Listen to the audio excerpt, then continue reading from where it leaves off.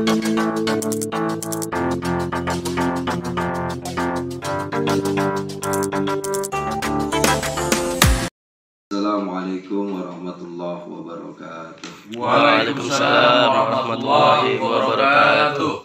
Allahumma anta salam wa minka salam fa'aqina bisalam ya dzal jalali wal ikram. Allahumma anta salam wa minka salam fa'aqina bisalam ya dzal jalali wal ikram. Allahumma anta salam wa minka salam fa'aqina bisalam ya dzal jalali wal ikram. Fa'aqina bisalam ya dzal jalali wal ikram. Alhamdulillah, alhamdulillahilladzi ja'ala syahra Ramadan. Allahumma salli wa sallim wa barik ala sayyidina Muhammad wa ala alihi wa sahbihi ajmain, amma ba'd. Para jamaah kaum muslimin yang dimuliakan oleh Allah Subhanahu wa taala, kembali lagi dalam rangka kajian Ramadan. Mudah-mudahan kita selalu diberikan kesehatan dan panjang umur, semangat ibadah kepada Allah Subhanahu wa taala. Amin amin ya rabbal. Pada kesempatan ini kita akan membahas mengenai tentang keistimewaan Ramadan. Salah satunya di bulan Ramadan, dan hanya di bulan Ramadan ada yang dinamakan Lailatul Qadar. Laila itu malam. Jadi Lailatul Qadar, Laila itu malam. Qadar malam yang ditakdirkan Allah. Maka kalau ada seorang anak perempuan yang bernama Laila pulangnya malam, ya wajar. Emang artinya malam. Yang paling repot kalau jadi kupu-kupu malam. Lailatul Qadar adalah malam yang ditentukannya karena takdir Allah. Oleh sebab itu di dalam Quran dijelaskan dalam surat Al-Qadar yang bunyinya pasti kita hafal. Jangankan yang orang tua, anak-anak pun pasti hafal. Dengan surat yang begitu terkenal dan masyhur. Bismillahirrahmanirrahim. Inna anzalnahu fi lailatul qadar. Wa ma adraka ma lailatul qadar. Lailatul qadri khairum min alfi syahrin tanazzalul malaikatu wa ruhu fiha biidzni rabbihim min kulli amr. Salamun hiya hatta matla'il fajr. Yang artinya inna anzalnahu, sesungguhnya Allah turunkan. Hu-nya itu adalah bentuk dhamir muttasil. Hu-nya itu adalah Al-Quran. Inna anzalnahu, hu-nya Quran. Sesungguhnya telah diturunkan. Apa itu Al-Quran? Inna anzalnahu fi lailatul qadar, pada malam Lailatul Qadar. Wa ma adraka ma Lailatul Qadar. Lalu apa malam Lailatul Qadar? Lailatul Qadri khairum min alfi syahrin tanazzalul malaika wa ruhu fiha. Malam Lailatul Qadar adalah malam yang lebih baik daripada 1000 bulan. 1000 bulan ini sama halnya para ulama menjelaskan seperti halnya 83 tahun. tahun. Maka barang siapa yang mendapatkan malam Lailatul Qadar, sama halnya dia beribadah selama 1000 bulan. Berarti ibadahnya sama halnya selama 83 tahun. Itu 83 tahun ibadah doang. Jadi selama 83 tahun itu dihabiskan untuk ibadah doang. Boro-boro ngopi, agak ada. Bayangkan usia kita belum tentu sampai 80. 3. Betul tidak? Betul. Usia 30, 40, 50 udah mulai banyak penyakit. Betul nggak? Kadang-kadang sholat kita kalau dihitung, maaf, mau sholat tarawih aja kita ngeliat imam dulu. Ini imam cepet lambat. Ya kalau lambat kagak jadi. Kalau cepet enak. Betul nggak? Betul. Kalau lambat habis deh tuh. Kaki berutu. Nah, 83 tahun. Bahkan malam Lailatul Qadar adalah turunnya ruh. Ruh ini ulama tafsir sepakat adalah malaikat Jibril. Tanazzalul malaika warruh. Jadi turunnya para malaikat warruh Jibril. Jibril itu ibaratnya panglimanya malaikat. Ibaratnya pentolannya dah. Kalau bahasa gaulnya. Ya, jargonnya malaikat itu Jibril. Jadi ruhnya ini adalah lakop dari malaikat Jibril. Ya, sampai kapan? Sampai menjelang fajar. Jadi malam Lailatul Qadar itu ya langsung dipersaksikan turunnya para malaikat. Seluruh malaikat termasuk Jibril itu turun sampai menjelang waktu fajar. Makanya malam Lailatul Qadar itu malam yang sangat istimewa. Kemudian Siti Aisyah bertanya kepada Rasulullah, Ya Rasulullah, wahai Rasulullah, mata Lailatul Qadar, kapan terjadinya malam Lailatul Qadar? Rasul bersabda dalam sabdanya, Taharraw Lailatul Qadri fil witri minal isri awakhiri min Ramadan. Taharraw, carilah malam Lailatul Qadar itu pada malam-malam fil witri, malam-malam ganjil. Ternyata Allah itu suka yang ganjil. Innallaha yuhibbul witra. Allah suka yang ganjil. Langit 7, bumi 7, semua serba ganjil.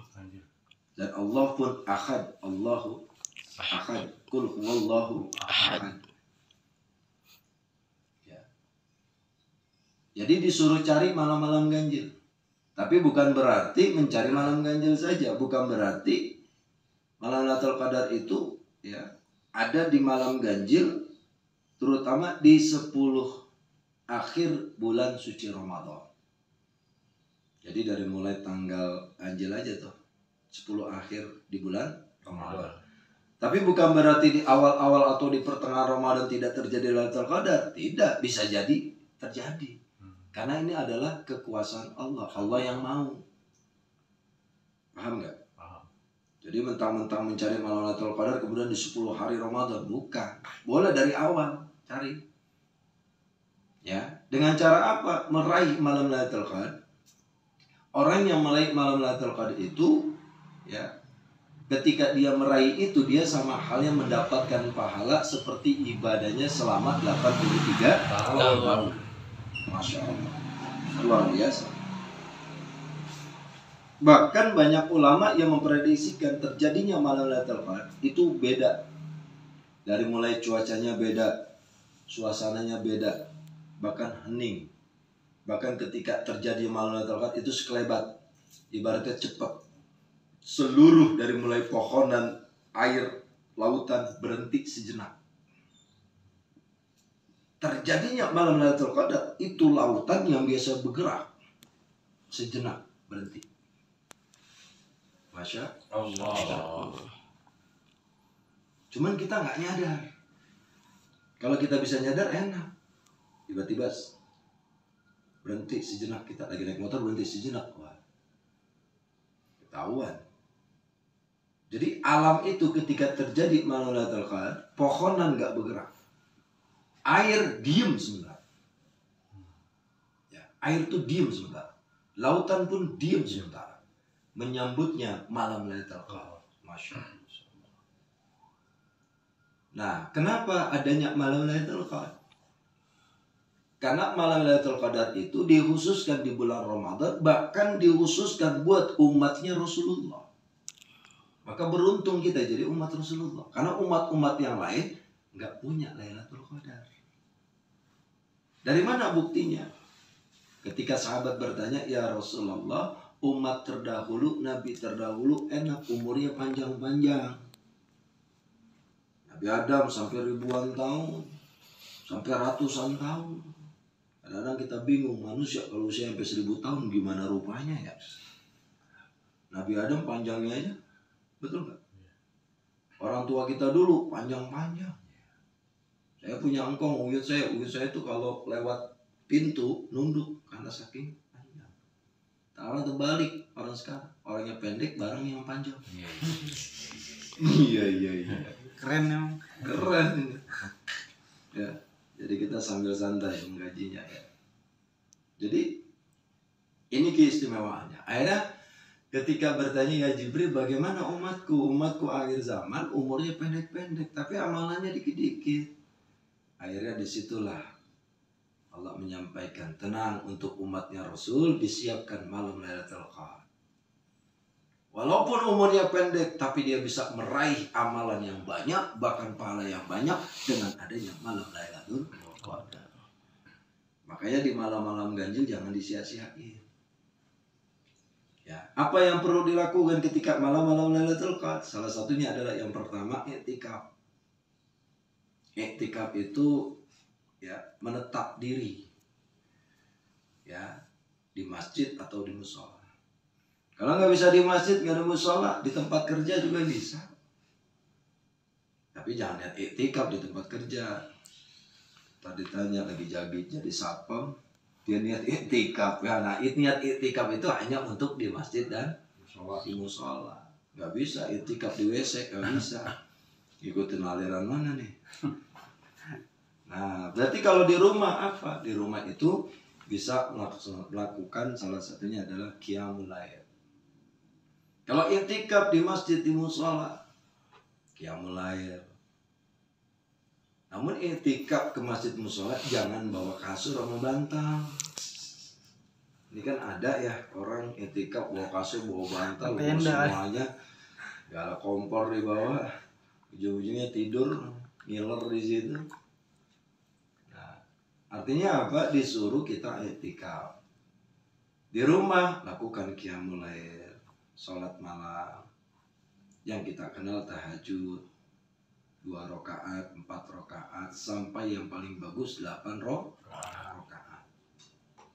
Ya, 2 rakaat aja susahnya luar biasa, 8 rakaat. Nah, itu yang dilakukan. Apalagi selain i'tikaf, baca Quran. Minimal buka baca Quran. Kemudian apalagi? Mohon ampun sama Allah dengan baca doa, Allahumma innaka afuwun karim tuhibbul afwa fa'fu anni. Kalau sendiri fa'fu anni, kalau rame-rame fa'fu anna. Kemudian apalagi? Bersolawat, bertasbih, subhanallah, alhamdulillah, wa la ilaha illallah, wallahu akbar. Nah, melakukan kebaikan di malam-malam Lailatul Qadar, maka itu cara meraih. Maka sangat beruntung bagi orang-orang yang meraih malam Lailatul Qadar. Tapi bukan berarti 83 tahun saya udah dapat Lailatul Qadar, besok agak sholat-sholat, bego namanya. Lu kenapa nggak sholat? Gue udah dapat malam Lailatul Qadar, 1000 bulan pahala gue. Nah, kemudian nggak sholat, udah ada cadangan. Nggak begitu maksudnya. Tetap sholat 5 waktu adalah kewajiban sampai nyawa kita diambil sama Allah. Kita masih diberikan kewajiban. Jadi nggak merasa, udah dapat malam Lailatul Qadar, nggak perlu sholat itu. Ngopi ya. Salah itu. Ya. Nah, Itu hebatnya malam Lailatul Qadar. Lalu apa bedanya antara malam Lailatul Qadar dengan nuzulul Quran? Ini kan ada beberapa pendapat ya nuzulul Quran dan Lailatul Qadar sama aja. Nah, di sini perlu kita pahami bahwasanya Al-Quran diturunkan itu melalui 2 tahap. Yang pertama diturunkan secara menyeluruh, yang kedua diturunkan secara berangsur-angsur. Nah, kalau kita ambil dalam tafsir Al-Qurtubi dijelaskan di situ. Wala khilafa anna al-Qur'ana unzila fil lauhil mahfuzi lailatul qadar. Ya. Ala ma bainahu jumlatan wahidah. Bahwasanya tidak sebuah perbedaan yang dimana menjadi perbedaan antara malam Lailatul Qadar dengan nuzulul Quran. Sedangkan di malam Lailatul Qadar Allah turunkan Al-Quran secara menyeluruh pertama kali dari Lauhul Mahfuz sehingga sana. Dari Lauhul Mahfuz itu secara jumlatan wahidah, secara menyeluruh. Jadi malam Lailatul Qadar adalah malam di mana turunnya Al-Quran secara menyeluruh dari Lauhul Mahfuz. Maudi'a fil baitil izzati, kemudian Allah letakkan dengan wasilahnya itu di baitil izzah. Baitul izzah adalah tempat dulunya Quran menyeluruh ditaruh, namanya baitul izzah. Ada baitul izzah, ada baitul makmur. Makmur bukan makmur orang sini, bukan. Tentang baitul makmur, bait kan rumah kayak makmur berarti masih makmur, bukan. Baitul makmur itu adalah tempat malaikat tawaf. Kalau kita kan Ka'bah, Ka'bahnya malaikat baitul makmur. Nyambung tuh ke Ka'bah. Kalau kita Ka'bah, ya. Kalau malaikat baitul makmur itu hampir setiap malam ribuan jutaan malaikat tuh tawaf selalu. Itu namanya baitul makmur. Ada baitul izzah. Baitul izzah tempat di mana Allah letakkan Al-Quran secara menyeluruh, namanya baitul izzah. Ya, kalau baitul afid kanannya si afid tidur. Ini baitul izzah. Tsumma kana Jibril, kemudian Jibril alaihissalam yanzilu bihi, turun nih, menurunkan Quran dari Baitul Izzah. Baru Jibril tuh menurunkan Quran najman. Najman ini berangsur-angsur, enggak sekaligus. Kemana? Ke bumi.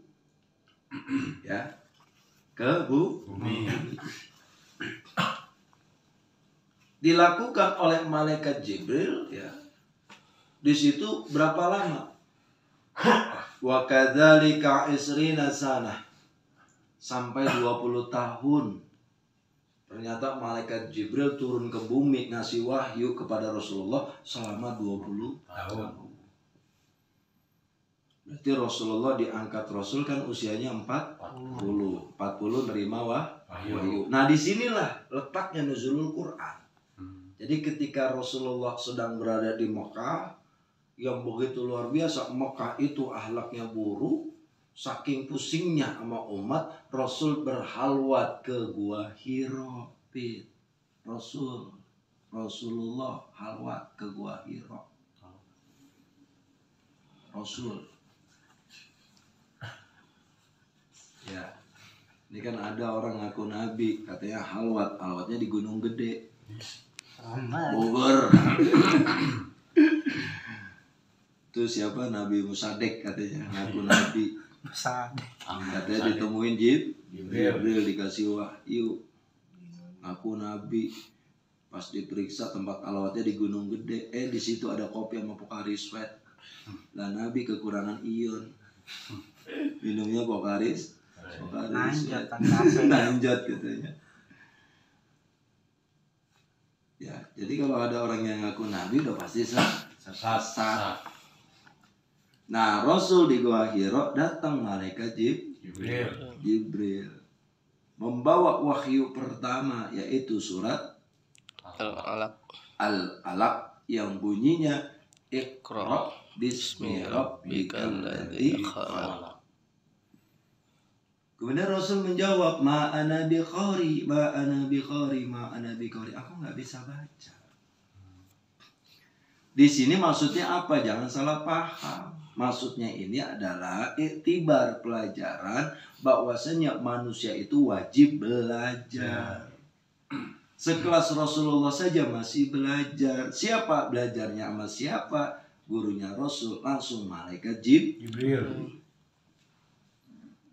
Itu sekelas Rasul masih belajar. Lah kalau ada manusia yang nggak mau belajar, nah, di situ pentingnya disuruh belajar. Nah, sedangkan Rasulullah itu kan punya sifat 4. Apa sifat Rasul? Udah tahu nih, sifat wajib bagi Rasul apa? Yang pertama, sidik, jujur. Kedua, amanah, dapat dipercaya. Ketiga, tablik, menyampaikan wahyu, dakwah. Yang keempat, fatona itu apa? Sempurna. Nah, berarti kalau Rasul mengatakan ma'ana biqari, aku nggak bisa baca, berarti Rasul nggak sempurna dong. Nah, ini jangan salah tafsir, jangan salah paham. Rasul mengatakan ma'ana biqari, aku nggak bisa baca, itu dipandang secara manusianya. Karena pada dasarnya manusia itu nggak bisa baca, nggak bisa nulis. Saya belum pernah dengar ada bayi baru lahir langsung nulis. Ada? Atau bayi baru lahir langsung salto? Ya. Kita awalnya nggak bisa betul nggak? Ada yang di sini langsung bisa baca. Sakti, hebat. Artinya Rasulullah awalnya nggak bisa baca. Cuman karena Rasul bukan manusia biasa, tapi manusia yang sangat luar biasa. Muhammadun basyarun lakal basyari. Nabi Muhammad itu manusia biasa, tapi bukan seperti kita biasa-biasa saja, tapi sangat luar biasa. Dari mana buktinya? Wong Abu Bakar aja ketika di Gua Sur, kakinya terluka karena kena binatang, cuman diludahin sama Rasul tuh, langsung darahnya berhenti, kembali lagi sembuh seperti semula. Hebat itu Rasulullah tuh ludahnya. Ente juga sama, kalau saya ludahin, misalnya ente terluka tuh kaki, saya ludahin, insya Allah borokan. Riang iya 7 hari. Artinya apa? Tidak bisa disamakan Rasulullah itu seperti kita. Walaupun Rasul itu kehidupannya, kebutuhannya sama seperti kita. Rasul butuh makan, Rasul butuh mandi, Rasul butuh nikah, Rasul butuh yang lain, Rasul juga butuh istirahat. Betul tidak? Tapi jangan disamakan seperti kita. Nah, inilah bentuk fatonanya Rasul, makanya Rasul bisa. Padahal belajar kagak, tahu-tahu bisa. Turun dah tuh wahyu pertama surat Al-Alaq. Iktibarnya apa? Bahwasanya manusia selagi hidup wajib menuntut ilmu, apalagi Al-Quran. Rugi kita nggak bisa Quran. Karena Quran termasuk rukun iman. Percaya kepada kitabullah, yaitu Al-Quran. Di lain sisi Al-Quran mukjizat terbesarnya Nabi Muhammad. Kalau kita merasa cinta sama Rasul, kalau kita merasa percaya kepada kitab, maka wajib belajar Al-Quran. Jangan sampai ngaku cinta sama Rasul tapi Quran malah nggak dipelajari. Ya ini salah. Ya, karena Quran itu jadi rukun iman. Kalau yang namanya rukun iman berarti hukumnya jadi fardu ain untuk dipelajari. Maka jangan sampai nggak belajar Al-Quran. Wajib hukumnya. Ya. Bahkan nanti Quran jadi syafaat ketika kita di liang kubur. Ditanya tuh, ma imamuka, siapa imammu? Kalau kita cinta sama Quran, selama hidup kita ngebet Al-Quran, selama hidup kita belajar ngaji Quran, maka nanti akan mudah jawabnya, Quran imami. Kenapa? Karena selama hidupnya dia belajar Al-Quran. Khairukum man ta'alamal Quran wa 'alamah. Sebaik-baiknya di antara kalian adalah yang mempelajari dan belajar mengajari Al-Quran. Masya Allah. Itu luar biasa. Nah, itulah terjadinya nuzulul Quran tepat pada 17 Ramadan. Jadi nuzulul Quran adalah diturunnya Al-Quran ya, berketepatan pada 17 Ramadan ketika Rasulullah di Gua Hira. Ketika Rasul usia 40 tahun diangkat Nabi, kemudian diturunkan wahyu pertama yaitu surat Al-Alaq. Sedangkan Lailatul Qadar adalah malam di mana diturunkan seluruhnya Al-Quran sebelum turunnya kepada Nabi Muhammad. Bisa dipahami? Nah, jadi itulah perbedaan antara nuzulul Quran dengan Lailatul Qadar. Oleh sebab itu, ya, mumpung kita masih dikasih kesempatan, maka kita manfaatkan untuk berburu, untuk meraih ridhonya Allah dengan harapan mudah-mudahan kita mendapatkan malam daripada malam yang begitu istimewa, lebih baik daripada 1000 bulan, yaitu malam Lailatul Qadar. Dan mudah-mudahan kita tergolong hamba Allah yang selalu mempelajari dan mencintai Al-Quran. Amin. Amin. Mudah-mudahan bermanfaat. Wallahul muwaffiq ila aqwamit thoriq. Assalamualaikum warahmatullahi wabarakatuh. Waalaikumsalam warahmatullahi wabarakatuh.